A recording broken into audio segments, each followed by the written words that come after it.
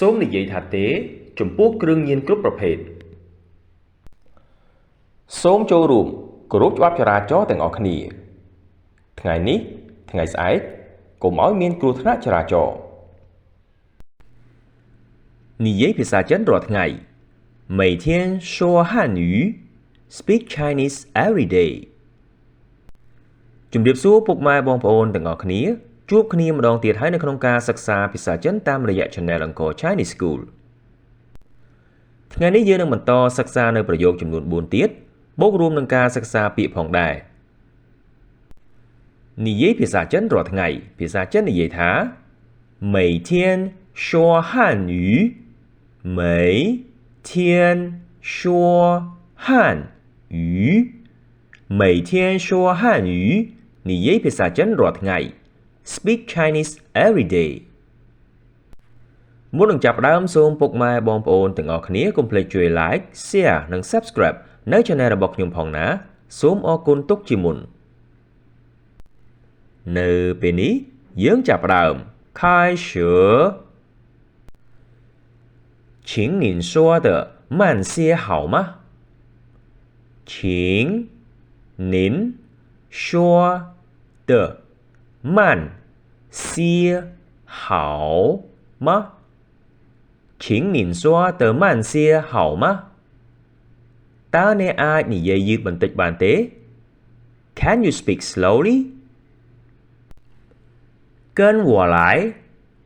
跟我来跟我来មកជាមួយខ្ញុំមក Come with me恭喜恭喜恭喜恭喜恭喜恭喜មានន័យថា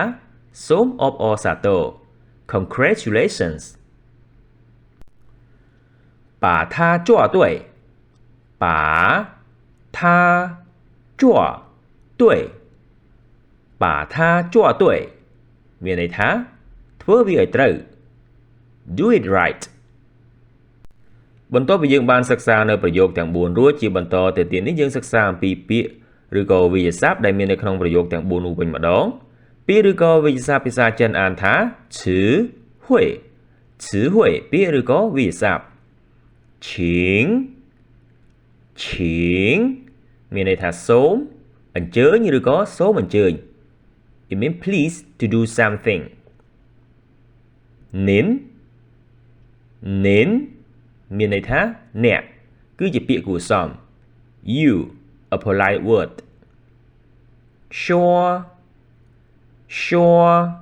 មានន័យថានិយាយឬក៏និយាយថា To say or to speak ម៉ាន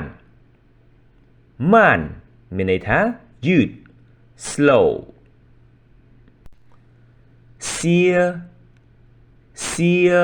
មានន័យថាខ្លះ Some few or several 好មានន័យថាល្អ good ម៉ាគឺជាពាក្យសម្រាប់បង្កើតប្រយោគសំណួរ question particle for yes no questions កិនមានន័យថាជាមួយឬក៏តាម with or follow我មានន័យថាខ្ញុំ I or me 来មានន័យថាមក to come 恭喜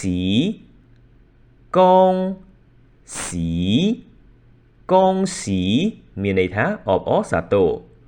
Congratulations ប៉ាមានន័យថាកាន់ to hold ថាមានន័យថាវា it จ้วមានន័យថាធ្វើ to do 对មានន័យថាត្រូវឬក៏ត្រឹមត្រូវ right or correct សូមថ្លែងអំណរគុណសម្រាប់ការយកចិត្តទុកដាក់របស់ពុកម៉ែបងប្អូនទាំងអស់គ្នាជួបគ្នាលើក្រោយជាមួយវគ្គនិយាយភាសាចិនរាល់ថ្ងៃ ជាចុងក្រោយសូមកុំភ្លេចជួយ like share និង subscribe នៅ channel របស់ខ្ញុំផងណាដើម្បីទទួលបាននូវមេរៀនថ្មីៗនិងចំណេះដឹងផ្សេងៗសូមអរគុណកុំភ្លេចចុចសញ្ញាកណ្ដឹងផងពុកម៉ែបងប្អូនទាំងអស់គ្នាក៏អាចធ្វើការទំនាក់ទំនងមកកាន់លោកខ្ញុំបាទផ្ទាល់តាមរយៈបណ្ដាញសង្គមខាងក្រោមដើម្បីទទួលបាននូវមេរៀនឬឯកសារនានាដែលពុកម៉ែបងប្អូនត្រូវការជាចុងក្រោយសូមអរគុណម្ដងទៀតសូមជម្រាបលា